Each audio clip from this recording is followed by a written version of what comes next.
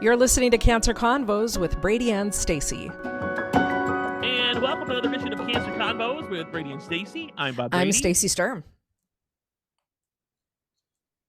And Cancer Convos is sponsored by Chelsea Smith Cosmetics, the Bismarck Cancer Center, and Jolliffe Institute of Restorative Medicine and Aesthetics. You did it. Every time I get that, I'm so happy. I know. I feel like Dora. You did it. You did it. You did it. You did it. You did it. Yay.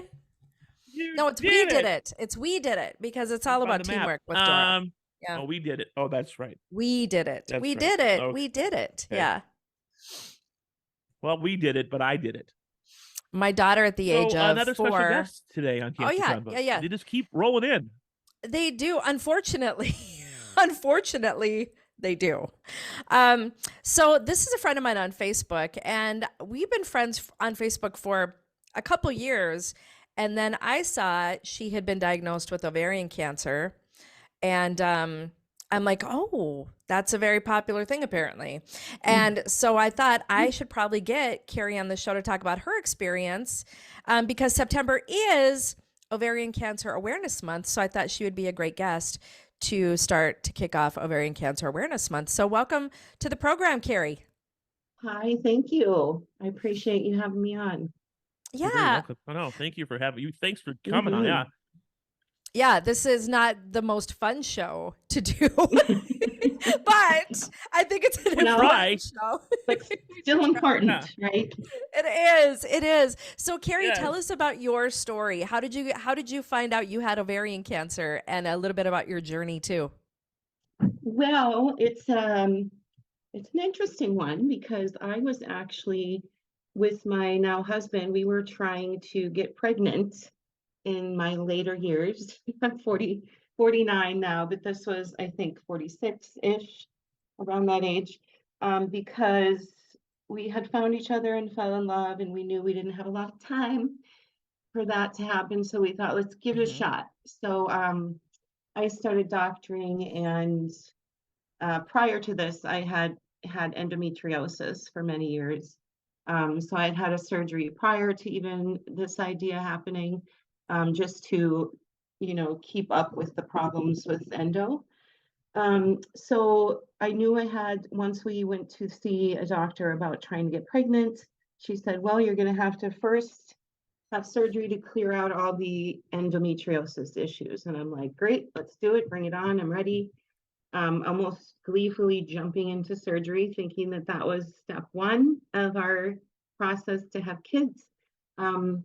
Unfortunately, it turned into a diagnosis because when I was called into the doctor after that surgery, hoping to hear about steps 2 for, trying to get pregnant, she said, you have ovarian cancer.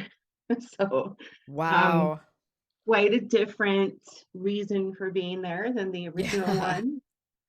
But luckily, then that means they had caught it early. If you didn't have all those major symptoms yet, they had caught it relatively early, I suppose. Absolutely. And even the surgeon, my doctor, the surgeon, said she wasn't worried about what she saw, but they send in everything anyway to be tested regardless of concern. So she even wasn't worried. So it was, very early and very kind of hidden within the endometriosis, I believe. So yes, a very, crushing sentence to be told. But yes, you're correct. It was early enough that I ended up being stage 2B. So that's really amazing for women with ovarian cancer, because typically they're not diagnosed till stage 4. Yeah. It's just how it is because it's so silent and there's not a lot of indicators. So sorry. That's okay. Now, when did this happen? When were you diagnosed? What's the timeline on this, Kari? So it was like January of 21, I believe. Time kind of, I'm sure you know this, when you're battling cancer, time is just, you forget all the things you've been through, and when it happened, it's kind of like a blur. But I believe we started the process in January and then got the news, and then everything sort of went fast after that. The diagnosis, of course, just life-changing. It's really hard to suddenly consider your mortality Yeah. when you never have had to before. It's very strange, very, it feels lonely, because not many people can relate to that and comfort you. But somehow I found the strength to do what I needed to do, which was go have surgery. I had a complete hysterectomy. So everything is gone. So no babies for me, at least Yeah. that way. Um, and then from there, I had 6 rounds of chemo. So it was a lot, to shift my mindset to let's have a baby to let's try to stay alive. Yeah, you go from Like I say, from just planning your future to just praying for it. Yeah. right, exactly. Just wanting to live to see the next day. And like, all the things that if you were told today, you're probably going to die in 6 months.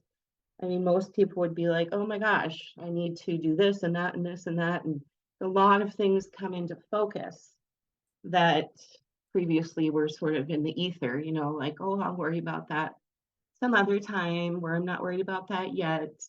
So I did find, one glimmer of goodness in all of this, and that is that when you do have to consider your mortality, everything extremely important comes into focus right away. Like you don't have Yeah. to think, oh, should I choose this or that? Like everything that means nothing drops away in an instant.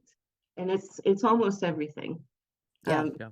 Nothing matters except trying to live and the people you love. I mean, it comes down to a handful of things or less in the end. So that was really impactful for me as far as how I approach life and how I approach people and just everything in general, just knowing that these are all gifts, just being alive, first of all, is a gift. Just being on the planet, I think it's a Yeah. chance of 1 in some billion something just to be alive, but then to try to keep that life and, appreciate the really important things. It was a really good lesson to bring that into focus. So I now know the things that are very important, and it's not big houses and cars and titles and anything like that. You think that's important in the time that you are like chasing after something, but when it's between you and the grave, there's like, just a couple things that come to mind, and it's usually family and loved ones. Um, so I, encourage anyone listening to not have to find that out the way that I did, the Yeah. Yeah. hard way. And I was a really, I was a grateful person before all of this. I've always been grateful for everything I had, but this is a new level. It gave me a new level of understanding that just Yeah. walking and breathing and all the functions of the body, we take them for granted. Just seeing the sky, I had to spend 6 days in a hospital during the worst of it, and I just thought that was going to be the end of me, the hospital stay. So sometimes it's not even the cancer, it's all the effects of, the cancer, the staying in the hospital and all the treatments and all the things you have to navigate that are Yeah. sometimes worse than the actual disease. Yeah. We were But I'm Yes. talking doing Well, with so, taking care of. Oh, sorry. We were Mhm. talking with one of our guests a couple weeks ago, and I said the same thing. He was talking about mortality, like thinking about going over things in his life and remembering weird things in his life that he hadn't really thought about it ever or in a very, very long Yeah. time. I said, and it's kind of the same thing. You look back to like weird little brief moments of my childhood or brief moments in high school or just sitting on the step and being like, God, I would really miss this if Yeah. it's all gone. Right. Like I'd miss sitting here out here in the rain or in the breeze Mhm. and just watching my dog play in the yard. And it's like, it's small little things that nobody thinks about and takes the time to reflect on. Yeah. And it's really too bad that you have to have tragic moments to Mhm. be drawn back into those simple beauties of life. But usually at least here in America, we are very distracted by things and titles. And I think the pursuit of both of those things, just everybody loses their way until they're drawn back by tragedy. And it's sad that we can't just be grateful for those things every day, but life gets in the way, and attitudes and egos and all those things get in the way of that pure living. But I try to do it myself every day and just remember, if something's upsetting me, typically it doesn't really matter. Yeah. It's just me, wanting it my way type of thing. So it really has helped. And now, unfortunately, I have been diagnosed again with cancer. It's a recurrence of ovarian cancer, which is unfortunately very typical with women with ovarian. I think the percentage is 85% recurrence. Yep. So it almost would have been a miracle had I not had a recurrence. Obviously I was hoping for that, but here we are. And yes, we're in a recurrence, but again, because I was being watched so closely from the first cancer, it was found early, and I was able again to have surgery, which is atypical. Usually in a recurrence, there is no possibility for surgery. It's just treatment. So that was good, not good having to go through it again, but the fact that I could.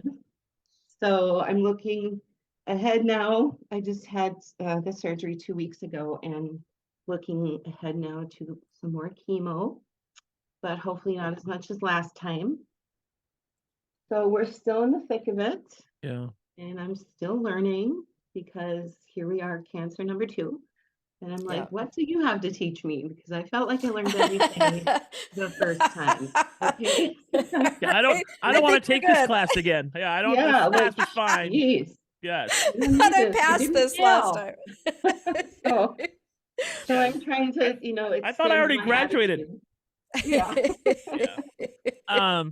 It does suck because, like, again, I say this every show.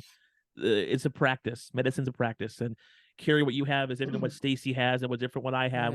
It's all different DNA, and they just, I mean, when the doctor tells you those words like, "Hey, you have cancer," like, I know they have to tell you, but I just don't understand if they could say it better or in like an easier way. You know what I mean? Not just, I mean, I don't know. Like, I get it, but it's just one of those things where you just feel like it's like almost like a death sentence, because you don't know what to do. Yeah. And you have friends that have it, you have family members that have it, but everybody reacts differently, and it's just you're lost. Like, when they called me and told me, like, I fell to the floor, I was like, oh my God, like, what now? Felt like my whole life was over. Like you said, everything in an instant, just like whoosh, it just drops away from your consciousness, and I'm just looking around at all these buildings and businesses and people running through their jobs and their days, and I'm just like, none of this stuff really matters. Yeah. And it's just strange to have that feeling of just looking around at all these things and circumstances, and knowing that the only thing you want in this whole world is to live another day. It's very, very hard. I remember, like you said, Bob, like, it does feel like a death sentence, because they can't really give you, oh, well, you have cancer, but you have the good cancer, or, Right. Yeah. whatever. Exactly. It's just simply, you have cancer, and you have to figure out all the questions kind of on your own, and wait and wait and wait and wait for someone to tell you something positive that's going to help you keep going. So there's a period of time between hearing your diagnosis to hearing the treatment plan, where you have no idea if you're going to live, or what your circumstances are. And I think that period of time is probably the worst I ever felt in, obviously in my whole life. The funny thing, you say that's the good cancer. That's what they told me. They said, you have the good cancer, because I had thyroid cancer, and the mortality rate is very low. Thyroid and prostate. Like, oh, they're you the have good the cancers. good cancer. Yeah, they're the good cancers. Yes. See, And it's a lot of I go, well, at least I have the good cancer. Right. Yeah. No, it's like, I don't know. And and you know, because you hear stories all the time of people that had the good cancer and then things go awry. And then you hear stories about people that have the bad cancer, like our ovarian cancer, Mm-hmm. and people have survived now 10, 15, 20 Yeah, years later. So it's like right. and it's such an up and down journey. And I tell people, if I have any like wisdom to import on you through your cancer journey, is don't ever hang on to any certain moment, because it's going to be good, it's going to be bad, it's going to be good, it's going to be bad, it's going to be up, it's going to be down. When you think that everything's over, then it's good again, and then whenever you think everything's good, then it turns bad. It's a Yeah. constant ebb and flow, and the rest of your life is going to be that way. I think people think of cancer as like this time in your life when you battled cancer. It's Mm-hmm. forever. Like it's constantly on your Yeah, mind. Even if you've been cancer free, I know people have been cancer free for 10 years, and they still, when they get a week of headaches, they're like, is this it? right. Is it Is it back? back? Yep. Yeah. So it's a constant, your life will never, ever, ever be the same again. Yeah, And I would agree with that for sure. And I find that actually challenging to not be able to sort of graduate, like yeah. go through all of the crap. Um, and then you're like, okay, well, I did it all. Don't I get the medal? Like, don't I get to just move on Yep. with my life? But that's not the case, because even though you win the first battle, you're like waiting and waiting and waiting for the next shoe to drop. And it's just, it consumes you. It's mentally, it's, challenging for me to not just, twinkle toes off into the distance and the flowers, and like want to Yeah. live a life with cancer behind me. That's the desire. But you're very right that it's never going to be, because this is, you know it's till the end. Yep. Hopefully we have, all three of us, a long time yet, but Right? it's Knock like on my laptop. it's woven Yeah, into knock on your, whatever this is. yes. Yeah. When they It's when I had my second radiation, they said, "Hey, don't you want to ring the bell?" Like I went through the first time, and I rang the Yeah. bell on the way out. Like, yeah, I said no. Well, I rang it the first time. I'm not ringing it again. Well, don't you? No, I've done it I feel already. like a I've cheater. been that route. I don't I want to already ring the did bell. it. yeah. Yeah, And that was fake. It was all for yeah, I've show. done the bell. No more ringing of the Didn't bell. work It's last time. bullshit. I'm not.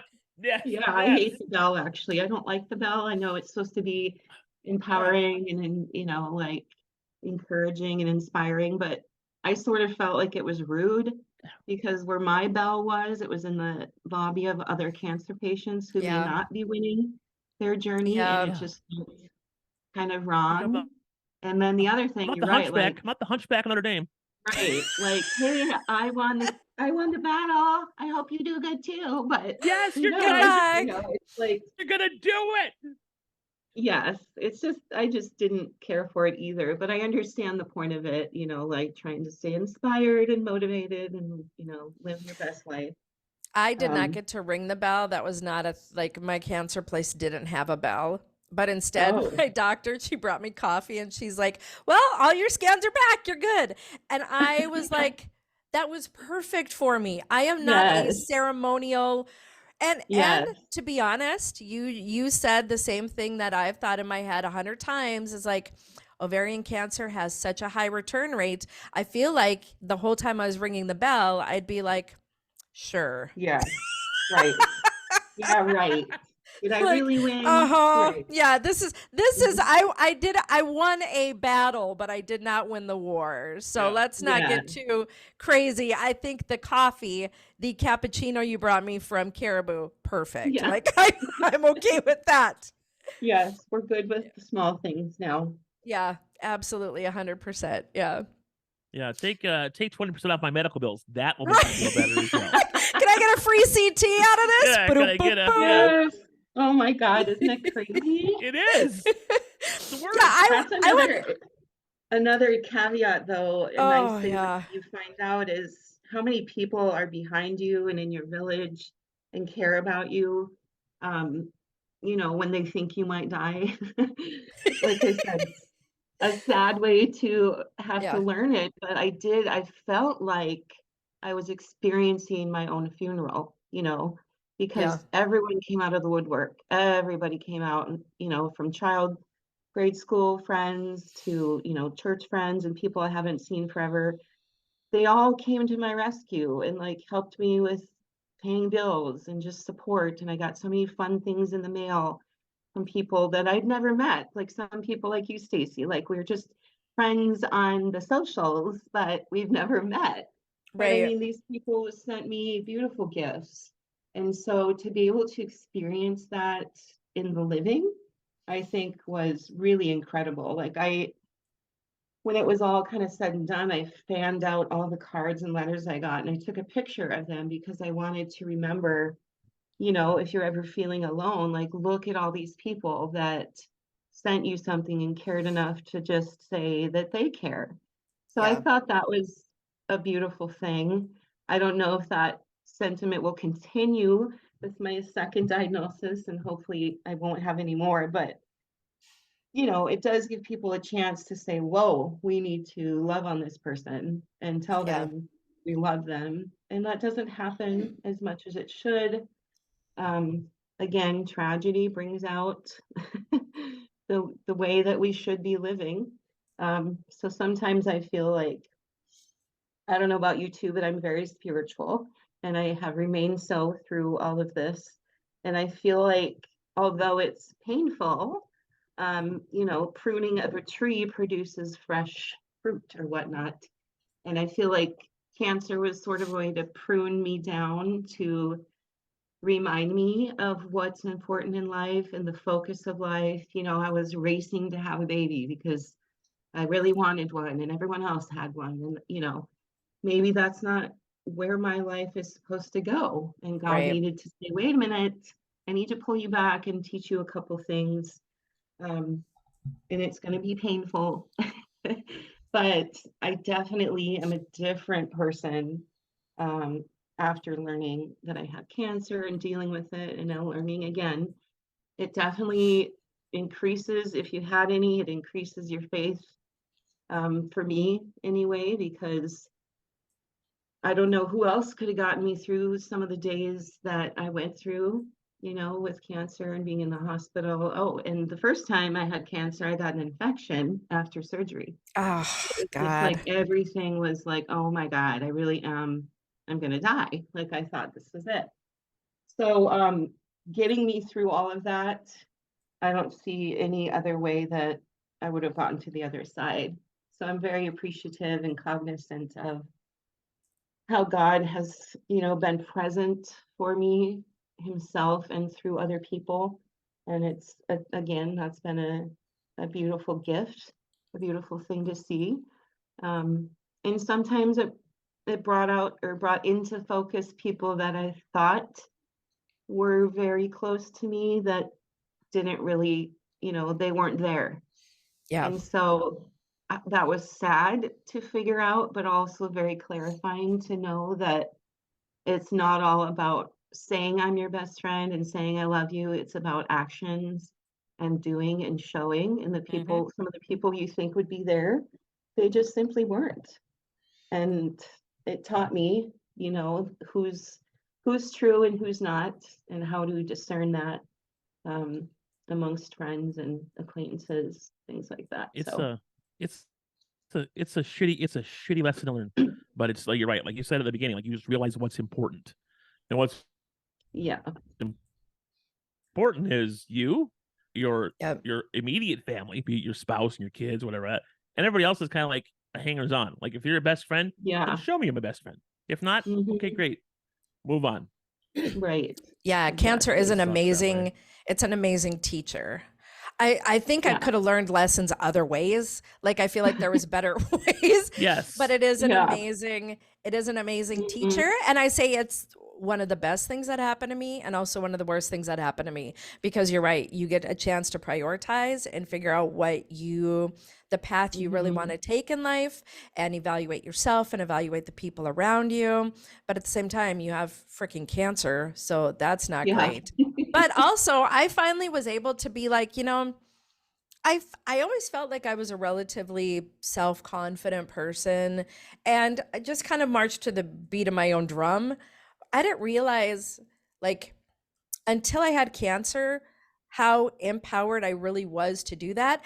I have literally zero fucks anymore.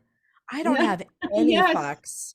Oh no. If you don't like my pants, fuck yourself. If you don't like my Yeah. hair, fuck yourself. If you don't like how I'm handling the radio station, fuck yourself. There is literally, I Yeah. don't care anymore. And it's like I'm Yes. just shooting my shot at life now. And if it happens, whatever it's supposed to happen, just kind of happens. I'm just shooting my shot and just going with it. That's just what I'm doing. I am doing stupid shit that I never thought I'd Yes. do before. Yeah. You're Like like, I might crazy as well stuff. try it. Exactly. 100%. Yeah. Yeah. Mhm. And that's been that kind of freedom. I don't think I ever would have had until I had Yeah. cancer. But at the same time, Right. I wish I would have learned that earlier in a better Yeah, no way, a different kidding. way. No But yeah. kidding. So much Yeah. time is wasted in our lives worrying about what other people think. Yeah. It's just ridiculous the amount of time. Like even me, I'll be honest today, look at me.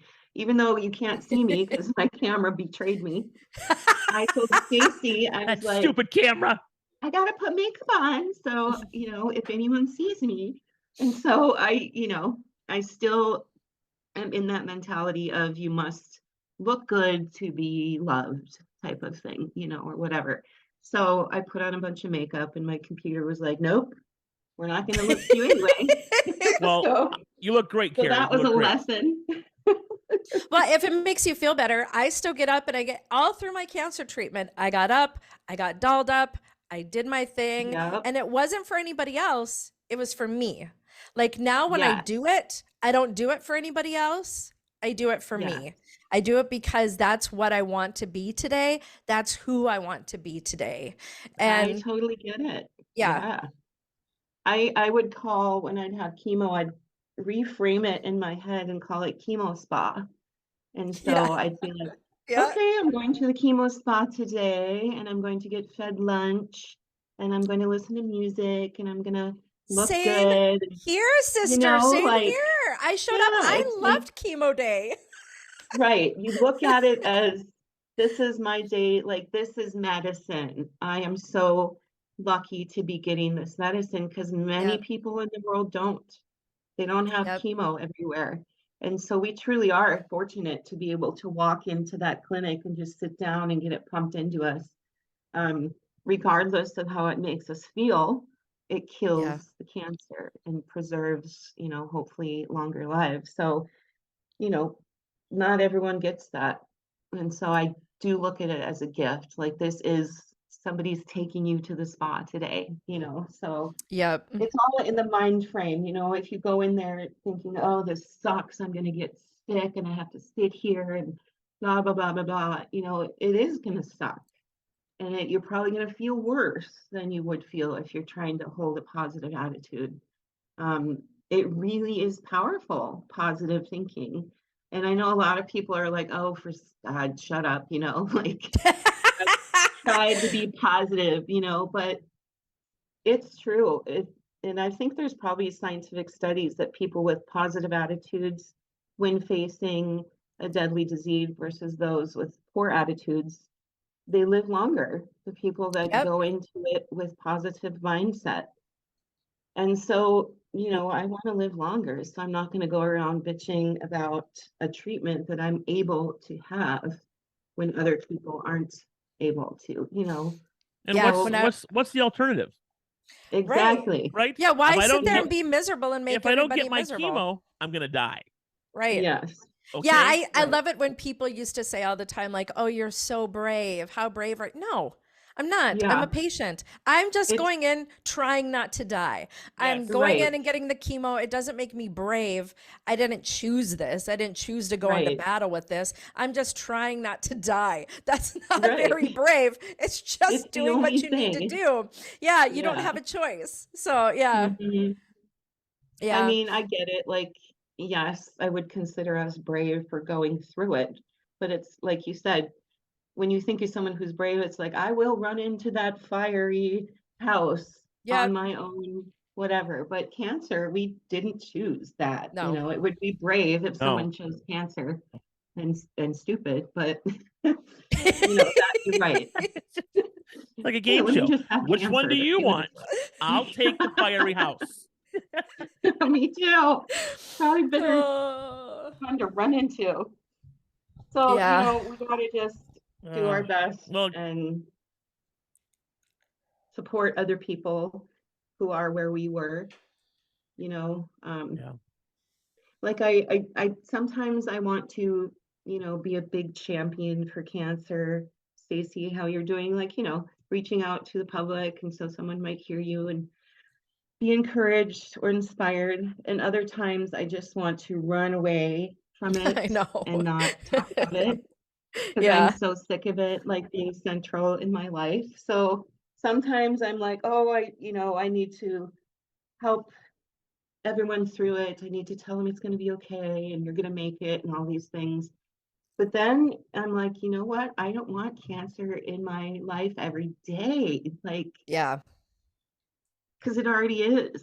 So, Right. I mean, opportunities like this that are a quick hour where we can share some stories, I feel comfortable with that. But I know a lot of people go into mentorship after cancer to help others through it, and it's a big deal. And I'm sure there's great, you know, friendships that are made that way. But for me, I choose to just continue my life, you know, and keep cancer in the background as much as possible. Because, like you said, it's going to be with me until the end. It's like a new appendage that we're stuck with, sticking out of our heads. It's a new You friend. know, it's like, yeah, nothing that we want, but Yeah. It's my new friend, Cancer. Thanks for yeah, coming along, right. Cancer. Hello there, new friend. Yeah. You suck, friend. Exactly. Yeah. Yeah. So, you know, Well, Kari, we thank you for sharing your story today. It was awesome, and yeah, you good bet. luck with I everything. appreciate And that. keep in touch, please. We do want to see how things are going, and good luck with Well, everything you on the know, chemo in I'm the next ready couple to kick weeks. some ass again. So now that I know I can swear, Good. I heard you guys swearing. Yeah, do you know I'm what? gonna Yeah. We kick don't some care. ass. We don't care. We don't care. Yeah, we don't give any fucks, do we? Yo, zero fucks given. Yeah, what are you gonna do? Give me Awesome. cancer? Yeah, come on. Ah. Oh. Cancer Convo Very good, Bob. is sponsored by Chelsea Smith Cosmetics, Bismarck Cancer Center, and the Jolliffe Institute of Restorative Medicine and Aesthetics. We thank Kari for being on today, and Yeah, good thank luck you. with everything, and thank you for tuning in.